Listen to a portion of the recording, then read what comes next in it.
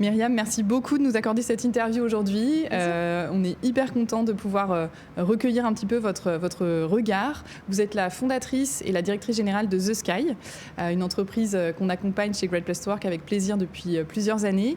Et vous faites aujourd'hui une nouvelle fois partie du palmarès Great Place to Work for Women.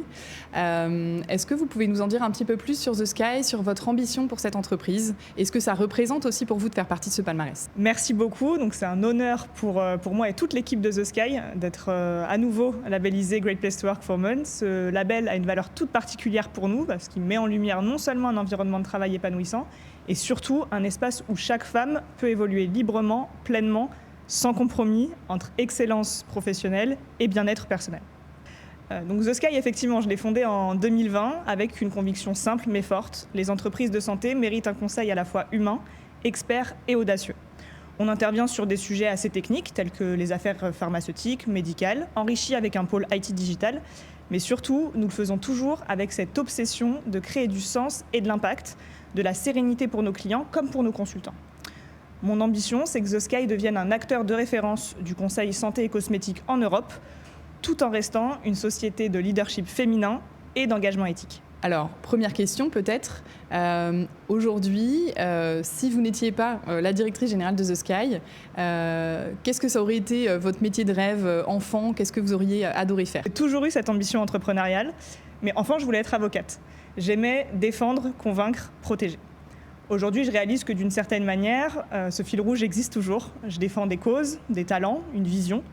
Sinon, autrement, j'aurais beaucoup aimé être directrice artistique dans la mode ou architecte d'intérieur, qui sont pour moi d'autres terrains finalement d'expression de liberté. Aujourd'hui, le plus grand malentendu, le plus grand cliché que les gens ont sur vous?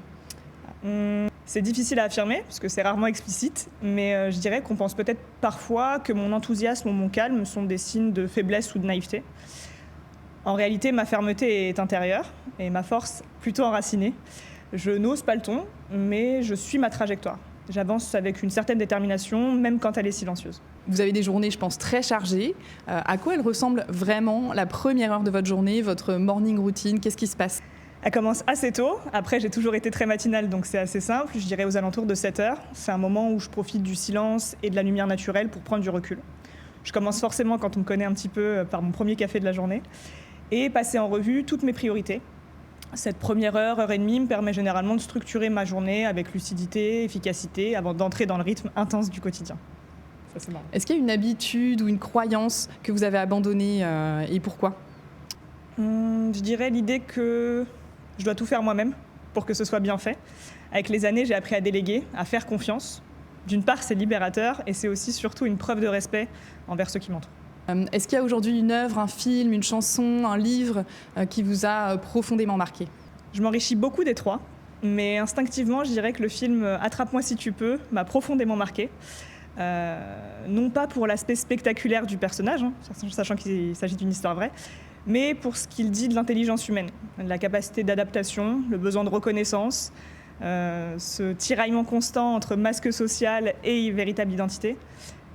C'est un rappel puissant que la maîtrise des codes n'a de sens que si elle se traire une trajectoire authentique et que le vrai pouvoir, ce n'est pas de se fondre, mais d'assumer qui l'on est pleinement. On va parler un petit peu de votre parcours professionnel.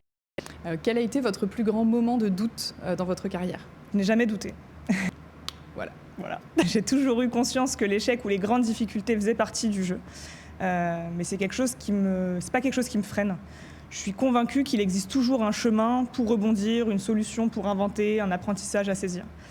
Même dans les périodes les plus complexes, je ne perds jamais de vue que chaque expérience, même inconfortable, et qui peuvent bien sûr créer des moments de fragilité, est une opportunité d'évoluer.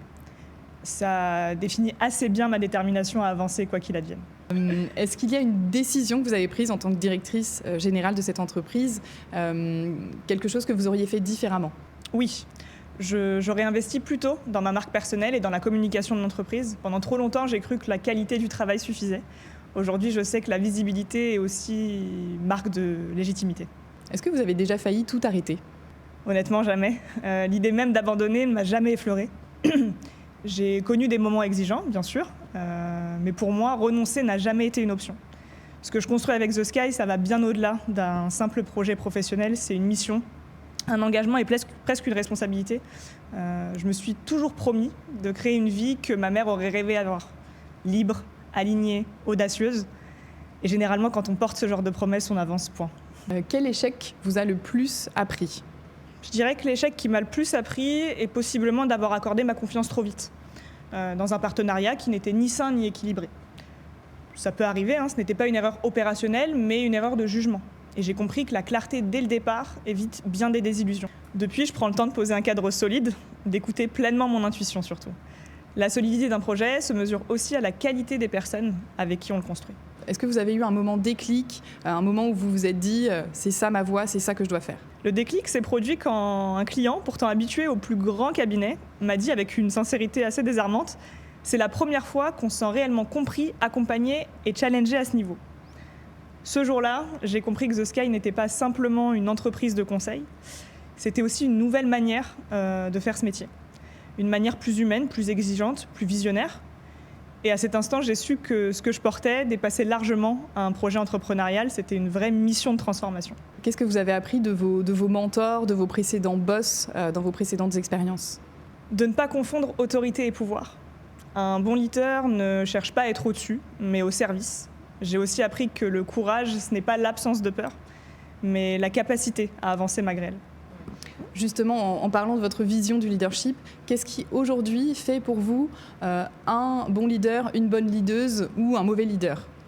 À sa capacité à incarner, à écouter vraiment et à décider avec justesse. Et un mauvais, par opposition, à son besoin de contrôle et à son absence de remise en question. Dans votre rôle de dirigeante, comment vous gérez les moments de doute ou d'incertitude ? Même dans l'incertitude, je garde le cap. Je ne cherche pas à tout maîtriser, mais à rester aligné. Quand la pression monte, je me recentre sur l'essentiel, ma vision, mes valeurs et cette certitude qu'il existe toujours une voie pour avancer. Ce n'est pas une question de chance, mais de lucidité, d'instinct et surtout de discipline. Je ne perds jamais de vue pourquoi j'ai commencé et ce que je refuse de sacrifier pour y arriver. Alors, vous parliez justement de différencier pouvoir et leadership. Vous, quel est votre rapport au pouvoir ? Est-ce qu'il a changé au fil des années ? Complètement. Avant, je voyais le pouvoir comme une responsabilité. Aujourd'hui, je le vois plutôt comme une énergie à canaliser pour transformer les choses. Le pouvoir, pour moi, c'est créer des espaces de croissance pour les autres. Est-ce qu'il y a un mot, une phrase que vous dites souvent à vos collaborateurs ? Ce que je leur dis souvent, c'est « on ne t'offrira pas ta place, donc construis-la ». Chez The Sky, j'encourage chacun à prendre l'initiative, à oser se positionner et à bâtir une trajectoire avec de l'engagement et de la détermination. C'est en agissant qu'on devient incontournable. Alors on va parler un petit peu de l'impact sociétal que vous pouvez avoir. Aujourd'hui, c'est quoi le sujet, la cause plus sociale ou sociétale qui vous tient particulièrement à cœur ? Ce qui me touche particulièrement, c'est la perte de sens dans le monde du travail. Trop de personnes, et de femmes en particulier, s'éteignent à petit feu dans des environnements où on confond performance et sacrifice. On leur demande souvent de faire plus, de prouver plus, de tenir sans fléchir, tout en restant discrète. Je crois que profondément qu'on peut viser l'excellence sans renier qui l'on est. Travailler ne devrait pas être un renoncement de soi, mais une affirmation. Et ce que j'essaye en tout cas de construire avec The Sky, c'est vraiment cette inspiration-là. Au-delà de la performance, des résultats financiers de votre entreprise, qu'aimeriez-vous avoir changé aujourd'hui dans la société ? Avoir prouvé qu'on peut bâtir une entreprise d'excellence sans renoncer à l'essentiel, le respect, l'alignement et la bienveillance. Je suis fière d'avoir montré à travers The Sky qu'il est possible d'allier performance, humanité, exigence et attention sincère aux personnes, que l'on peut viser plus haut sans jamais écraser. Quel est votre rapport à la réussite et même plus largement, je dirais, au bonheur ? La réussite pour moi, c'est d'être aligné. Quand mes pensées, mes paroles et mes actions vont dans la même direction. Et le bonheur, c'est la liberté. Celle de choisir mes projets, mes valeurs, mes engagements. C'est aussi me sentir utile et bien entourée. Imaginons que demain, vous n'êtes plus la dirigeante, la leaduse de The Sky.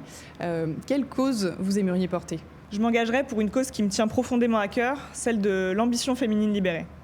Pas celle qui s'excuse, pas celle qui se conforme, mais celle qui s'assume. Trop de femmes brillantes sous-estiment leur légitimité parce qu'on ne leur a pas appris à se projeter au sommet, ni à se sentir à leur place dans des sphères de pouvoir. Je voudrais œuvrer à déconstruire les injonctions qui freinent leur envol et bâtir des programmes qui leur donnent les clés. Confiance, autonomie, stratégie, influence. Pas pour cocher une case diversité, mais pour transformer durablement les équilibres de pouvoir. C'est quoi la chose la plus importante que vous avez apprise un petit peu sur le tard ? Que mon propre chemin pouvait éclairer celui des autres, et c'est une super responsabilité. Si vous pouviez parler à votre vous de 25 ans, qu'est-ce que vous auriez envie de lui dire? Sois patiente, mais reste ambitieuse. Tu ne te rends pas encore compte de la force que tu portes ni de ton impact. Un message que vous aimeriez passer aux jeunes qui sont en train d'écouter cette interview? C'est quelque chose qu'on m'a conseillé plus jeune, c'est soyez vous-même, les autres sont déjà pris. C'est pas de moi, c'est d'Oscar Wilde. Mais vous n'avez pas besoin d'être parfait pour être légitime. Prenez votre place, créez-la s'il faut, et entourez-vous de ceux qui croient en vous. Quelle trace souhaitez-vous laisser aujourd'hui par vos actions et votre engagement? Celle d'une femme qui a ouvert des chemins sans jamais refermer la porte derrière elle. Est-ce qu'il y a une question que vous auriez aimé que je vous pose aujourd'hui que je ne vous ai pas posée? Aucune. Merci pour votre intérêt surtout. L'interview est à la fois profonde, bienveillante et stimulante. J'espère surtout avoir pu vous transmettre l'essentiel de ce que je porte. Et pour finir, la personne qui vous inspire aujourd'hui, qui vous inspire vous, vous inspirez les autres, qui vous inspire? Ma mère, pour sa dignité, sa force silencieuse et son amour inconditionnel. Et toutes ces femmes invisibles qui changent le monde en silence chaque jour. Merci beaucoup Myriam pour cette interview qui était très sincère. Je pense qu'il va inspirer les gens qui nous écoutent, qui vous écoutent. Et encore une fois, bravo pour votre classement au palmarès Great Place to Work for Women. On a hâte de voir la suite et ce que vous préparez pour l'égalité professionnelle chez The Sky. Merci beaucoup.